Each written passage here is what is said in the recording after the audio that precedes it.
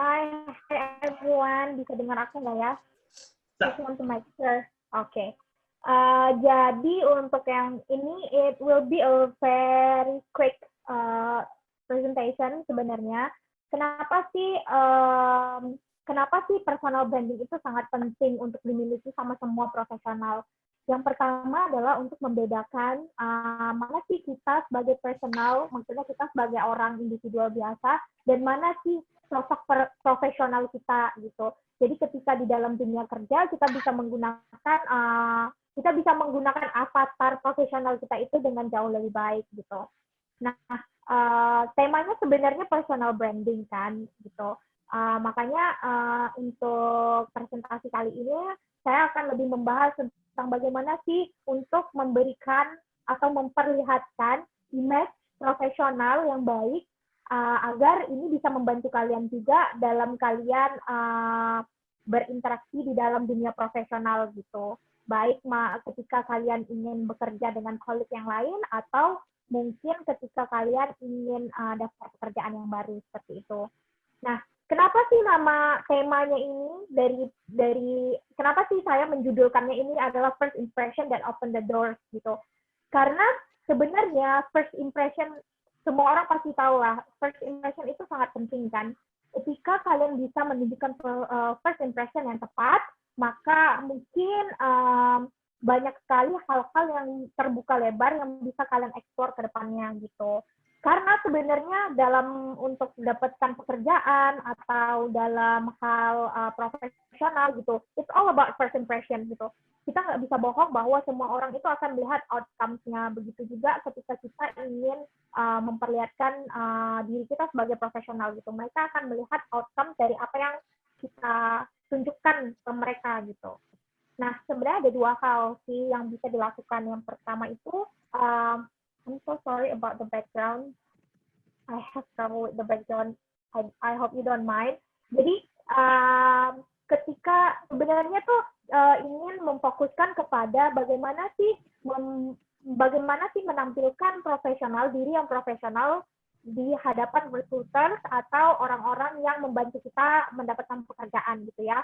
Nah, sebenarnya ada dua approaching. Yang pertama adalah direct teaching with personal resume. Ini akan terjadi ketika kalian benar-benar melakukan aplikasi ke perusahaan langsung dan juga langsung ke rekruternya.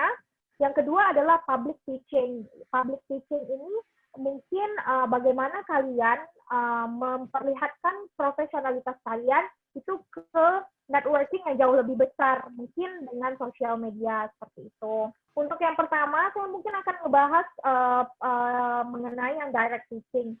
Tadi juga sudah sempat dimention sama Kak Selani bahwa isu yang banyak raise ketika masalah interview itu adalah yang pertama banget, yang fundamental banget itu adalah lack of curriculum teaching gitu kan. Jadi lack of information, emang mungkin kayak nggak terlalu bagus gitu. Nah, di sini saya akan membahas sedikit apa sih sebenarnya yang dilihat oleh seorang recruiter itu dari kurikulum vitae kalian gitu. Nah, buat yang nggak tahu kurikulum vitae itu apa, kurikulum vitae itu pasti semua udah tahu ya, karena semuanya adalah professional worker. Kurikulum vitae itu kita gunakan untuk memperlihatkan atau show our professional working record yang bisa digunakan untuk mencari kerja seperti itu. Oke, nah sebenarnya gini, mungkin ketika kalian pernah nggak sih wondering gitu kayak saya udah masukin CV nih ke perusahaan ini tapi kok nggak ada respon ya gitu. Nah, jawabannya satu sebenarnya. Jawabannya adalah jawabannya dua. Yang pertama, either job itu sudah ditutup dan mereka tidak mereview aplikan yang lain, atau yang kedua adalah mereka mereview tapi mereka belum sempat untuk memberikan feedback kepada kandidat gitu. Nah, fun fact about job as a recruiter gitu, karena saya adalah talent acquisition, saya hiring untuk internal gitu, saya nggak melakukan headhunting. Jadi semua orang yang mau masuk ke dalam Glint Talent Hub itu isinya akan masuk ke saya, atau misalnya saya dapat dari platform kita di glint.com gitu.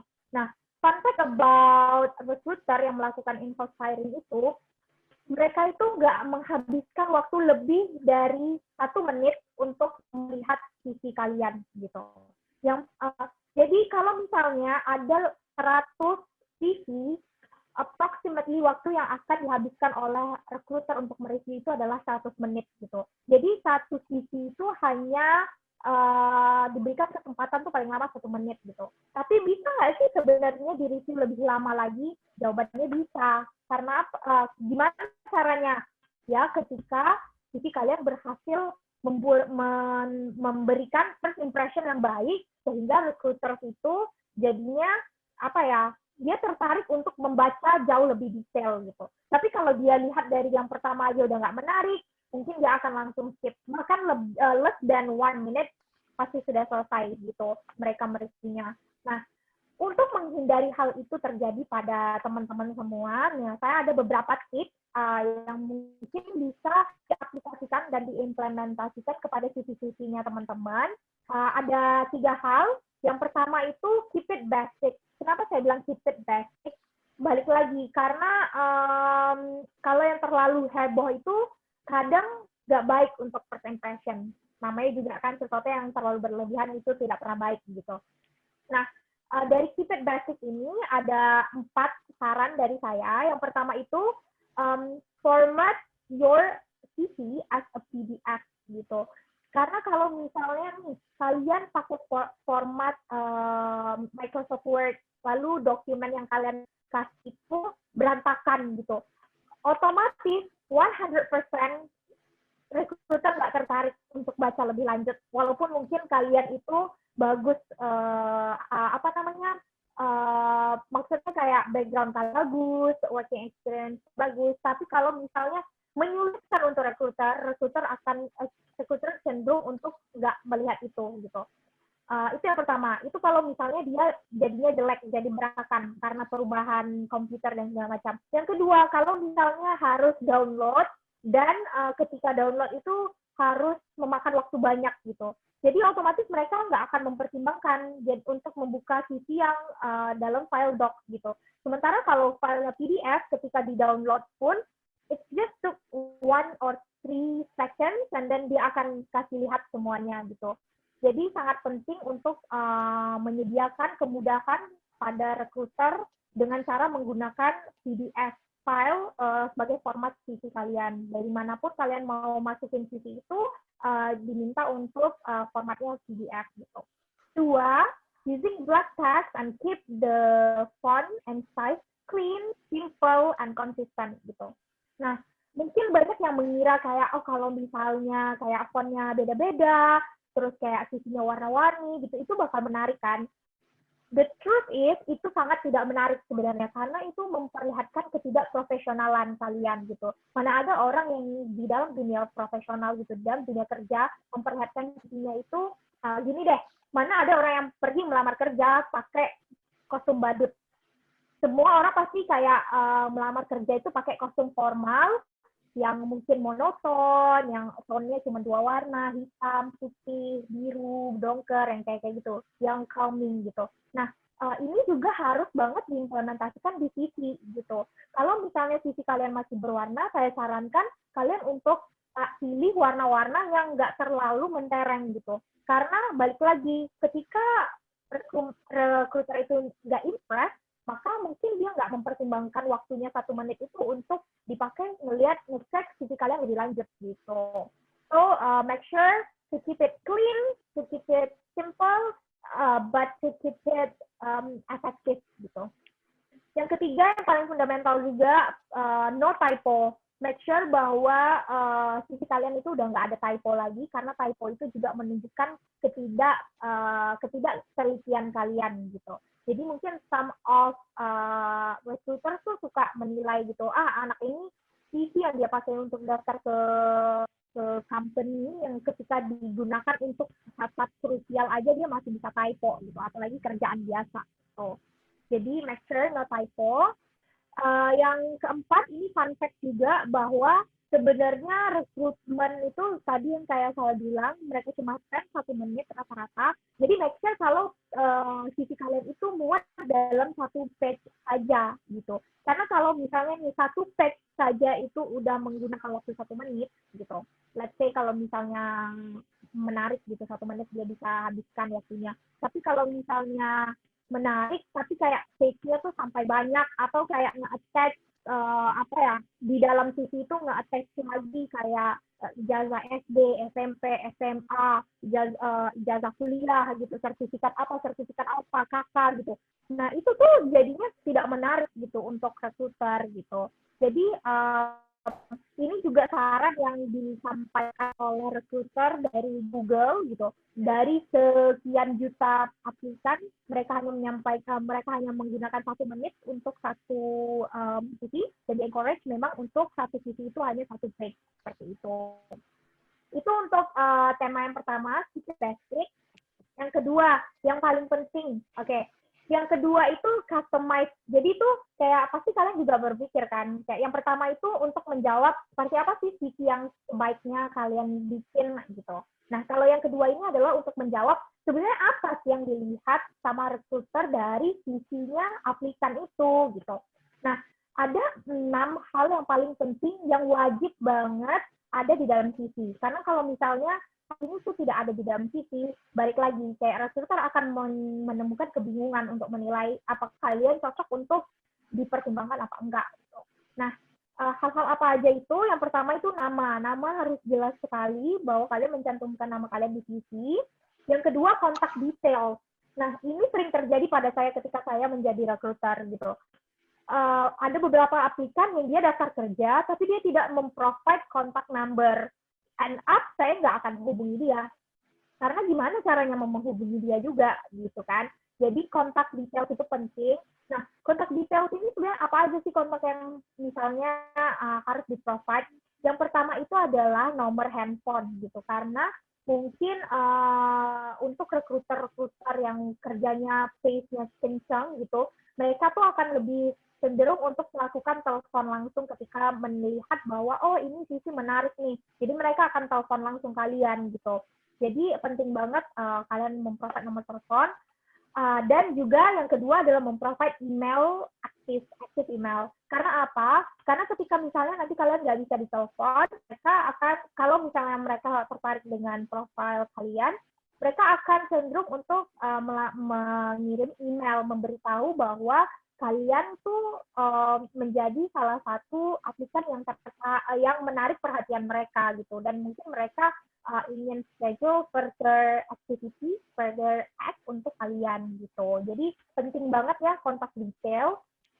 Terus yang ketiga itu yang harus ada juga summary. Summary itu adalah kayak short paragraph di mana kalian bisa menjelaskan sebenarnya tuh kayak work career kalian dari pertama kali kalian mulai berkarir sampai saat ini tuh seperti apa gitu.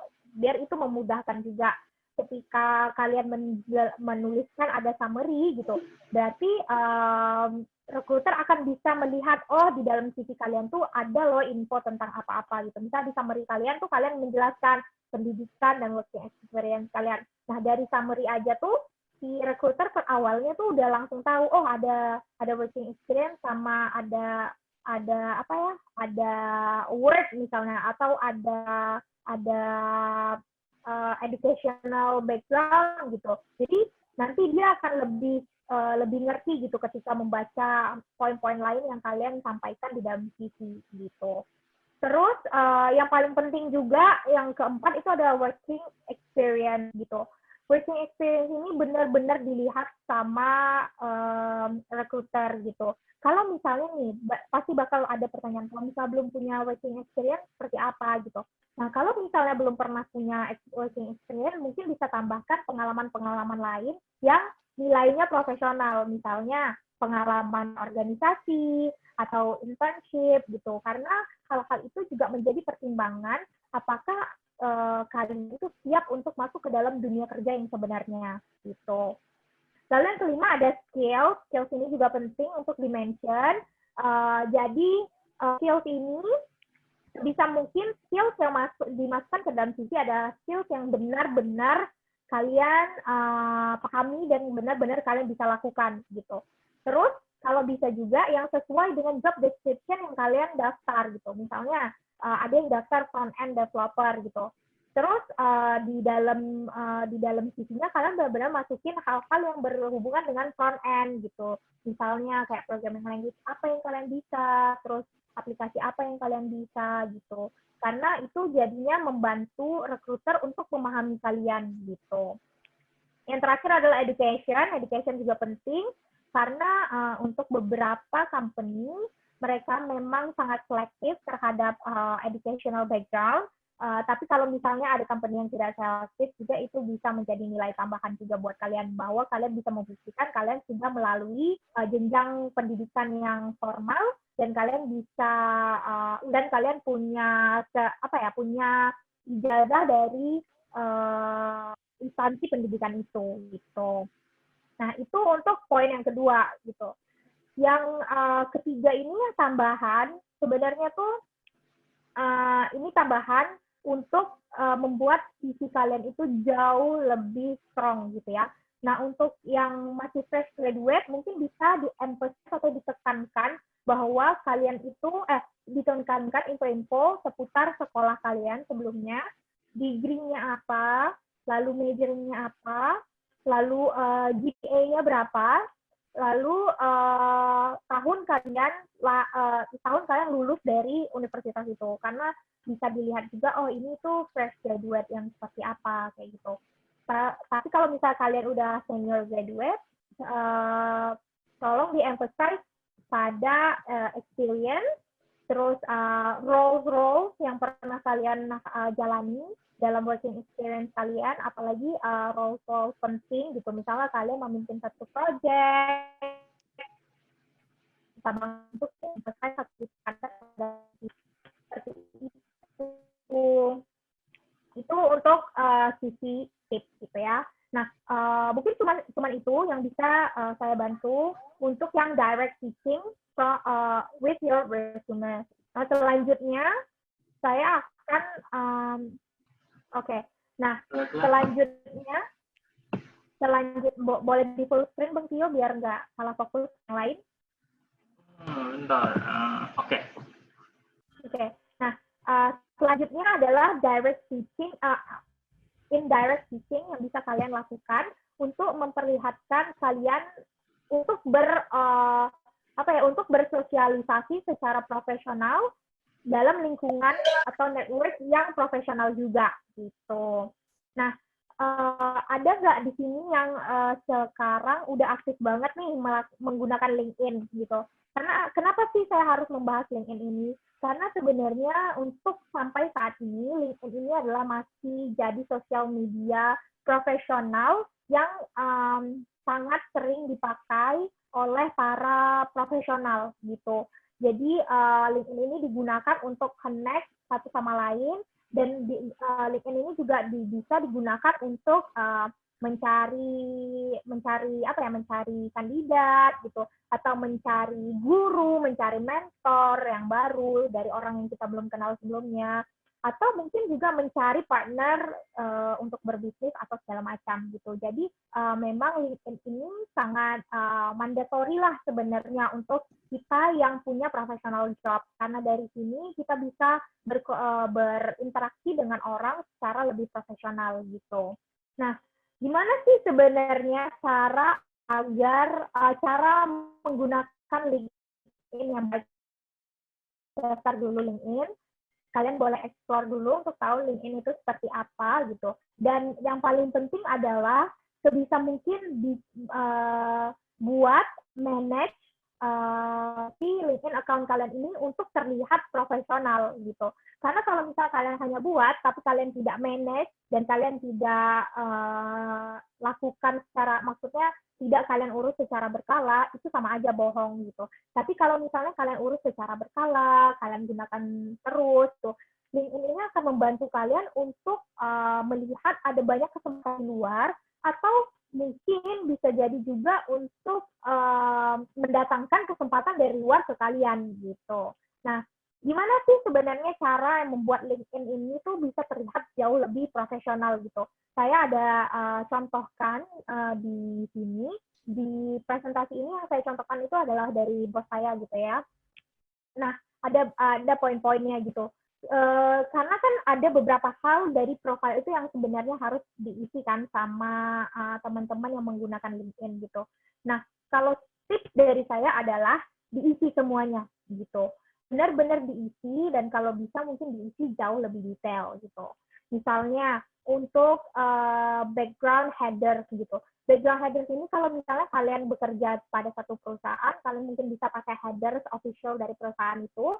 Tapi kalau misalnya nggak punya, atau mungkin kalian self-employed atau freelance gitu, kalian mungkin bisa pakai headers yang jauh lebih profesional lagi, atau headers-headers simple yang bisa memperlihatkan bahwa, oh, ini loh pekerjaan saya, ini skill saya, dan segala macam gitu. Lalu make sure bahwa nama, terus posisi kalian saat ini, terus sekolahnya dan lokasinya itu sudah benar gitu. Karena ketika sudah terisi semua, otomatis profil kalian akan terlihat jauh lebih profesional gitu. Di sini saya mencontohkan yang diisi itu yang pertama adalah header, lalu profile picture, lalu setelah profile picture itu diisi juga nama, lalu posisinya seperti apa sekarang, lalu setelah posisinya di bawahnya ada company, di sebelah company ada pendidikan terakhir, dan yang paling bawah itu ada location gitu. Nah, yang di sebelah kanan itu ada column about itu adalah summary gitu. Nah, kalau misalnya kalian mau menyamakan LinkedIn kalian dengan CV itu juga sangat boleh gitu. Jadi mungkin kalian boleh copy paste about yang dari CV ke dalam about yang ada di LinkedIn, atau mungkin sebaliknya kalian mau pakai about yang dari LinkedIn untuk dimasukkan ke dalam CV gitu. Terus masukkan juga experience-nya, detail working experience-nya. Dari kalian tuh kalian pernah punya pengalaman dari mana aja sih gitu. Setiap working experience itu kalau bisa dimasukkan ke dalam LinkedIn gitu. Nah, dan make sure bahwa misalnya kan ada logo pasti ya dari perusahaan. Make sure logonya itu benar dan make sure kalian nge-tag company yang benar. Karena apa? Karena kalau misalnya tidak benar, orang akan lihat, wah, tidak profesional nih profilnya karena logo company-nya aja nggak ada gitu. Tapi kalau misalnya kalian memang bekerja pada company yang tidak ada logonya terdaftar di LinkedIn, itu kalian bisa tag, atau mungkin kalian bisa menjelaskan di bawah, oh saya ini adalah self-employed di company ini, saya freelance dan segala macam gitu. Jadi orang tuh tidak salah mengerti gitu ya. Lalu yang di sebelah kiri bawah itu ada pendidikan dan skills gitu. Jadi basically sebenarnya profile LinkedIn ini tuh adalah digital version dari CV kalian gitu. Kalau misalnya di CV itu terlalu banyak yang harus diinput gitu, padahal sebaiknya cuma satu halaman gitu kan. Nah, kalian bisa input yang lainnya itu semuanya di dalam LinkedIn kalian gitu. Dan LinkedIn itu bisa di-copy ke dalam CV gitu. Maksudnya bisa di-link ke dalam CV. Jadi ketika orang membuka CV kalian, dia juga bisa ngecek LinkedIn kalian gitu. Nah, ini seperti yang saya bilang tadi, di manage account-nya gitu. Ketika sudah sangat rapi seperti ini, orang melihatnya juga, wah bagus nih, rapi, diurus nih LinkedIn-nya gitu. Berarti dia secara sosial, dia memang berinteraksi dengan para profesional yang lain, seperti itu. Ada cara lain juga nih sebenarnya, selain membuat profil kalian terlihat profesional, ada satu cara lagi yang bisa membuat kalian profil LinkedIn kalian tuh jadi lebih menjual gitu. Yaitu adalah dengan cara posting gitu. Kalau misalnya kalian bingung, sebenarnya harus posting apa sih? Saya developer, saya nggak ngerti cara mau ngepost di LinkedIn gitu. Nah, sebenarnya ada banyak banget contoh hal-hal yang bisa di post gitu. Ada hal-hal random yang bisa kalian post gitu. Misalnya kalian menemukan satu artikel bagus dan kalian merasa itu bagus untuk orang, atau bisa posting tentang cerita pribadi gitu, atau mungkin posting hal-hal yang berkaitan dengan apresiasi yang pernah kalian dapatkan gitu. Karena dengan banyaknya kita post, semakin banyak orang yang melihat profil kita juga, semakin besar LinkedIn connection kita, dan semakin besar juga exposure kita exposure untuk diri kita ini dilihat sama big company atau mungkin sama rekruter-rekruter yang sedang membutuhkan kalian gitu. Jadi kesempatan-kesempatan tuh akan datang ke kita gitu tanpa kita harus cari gitu. Just make sure kalian mempresent dengan baik di LinkedIn gitu diri kalian gitu. Sebenarnya apa sih yang bisa di-expect ketika kalian memanage personal account kalian ini dengan baik? Yang pertama tuh people will start coming to you gitu. Jadi kalau misalnya nih tadinya tuh kalian nggak berniat untuk cari kerja sebenarnya, tapi kalau kalian misalnya memanage account kalian, LinkedIn kalian itu dengan baik gitu, mungkin kalau misalnya nih ada recruiter misalnya kayak dari Glance gitu, recruiter kita tuh punya job dari Hong Kong gitu yang bagus banget, yang sepertinya ini bakal bagus lah untuk developer Indo gitu. Nah, ketika dia menemukan profil kalian yang sudah rapi, mereka akan menyampaikan duluan nih maksud mereka kayak, oh saya ada job nih yang bagus, kamu tertarik nggak gitu. Dan mungkin ada kesempatan-kesempatan lain juga gitu, mungkin kayak kesempatan untuk menjadi narasumber atau mungkin kesempatan untuk ikut acara-acara tertentu dan kesempatan-kesempatan lain gitu. Jadi tanpa kalian harus mencari, people will start coming to you gitu. Yang kedua adalah ketika si LinkedIn account ini diurus dengan rapi, connection request itu akan semakin banyak gitu. Connection request yang semakin banyak itu akan berbanding lurus dengan makin banyaknya exposure yang kalian dapat di LinkedIn gitu. Semakin banyak orang yang berteman sama kalian di LinkedIn, maka semakin banyak orang yang melihat profil kalian juga gitu. Terus dengan rapinya profil kalian juga kalian itu akan menaikkan kredibilitas kalian dan trust kalian, maksudnya trustworthiness kalian terhadap orang-orang yang melihat kalian gitu. Jadi ketika semakin rapi LinkedIn-nya, orang akan melihat, wah orang ini sangat profesional, oh orang ini adalah orang yang keren nih, karena dia pekerjaannya seperti ini sudah jelas gitu. Jadi orang selain kredibilitas yang tinggi ya, kepercayaan bahwa kalian itu nggak fake account dari rekruternya juga semakin tinggi. Jadi akan semakin sering juga kalian dapat tawaran, dan balik lagi ke yang poin nomor 1 gitu. Terus yang keempat adalah positif dan profesional personal branding gitu. Nah, ketika mencari kerja, orang itu akan ada yang suka juga melihat ke kehidupan sosialnya gitu. Jadi ada beberapa recruiter yang mungkin juga kepo sama kalian, dan dia akan melihat sosial media kalian gitu, sosial media yang lain misalnya seperti Instagram, Twitter gitu, atau yang lain, Twitter, Tumblr gitu, apa aja yang bisa mereka temukan di Google, mereka akan cek gitu. Tapi dengan kalian manage account LinkedIn kalian dengan baik ini, kalian tuh bisa memperlihatkan positif dan profesional personal branding ke mereka gitu. Gitu sebenarnya. Next,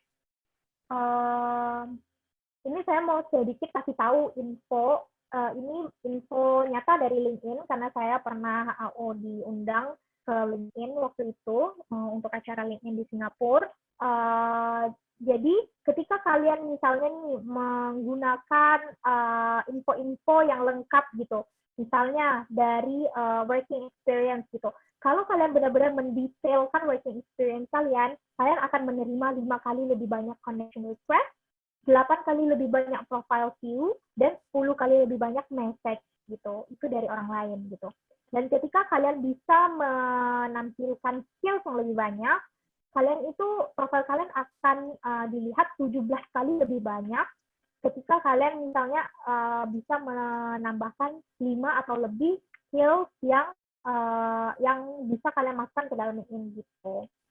Intinya adalah hal-hal ini tuh benar-benar working, dan ini mungkin bisa membantu kalian juga untuk search in ke professional networking yang jauh lebih besar dari apa yang kalian punya sekarang kayak gitu. Ya, I think boleh di ini. Nah, I think that's all.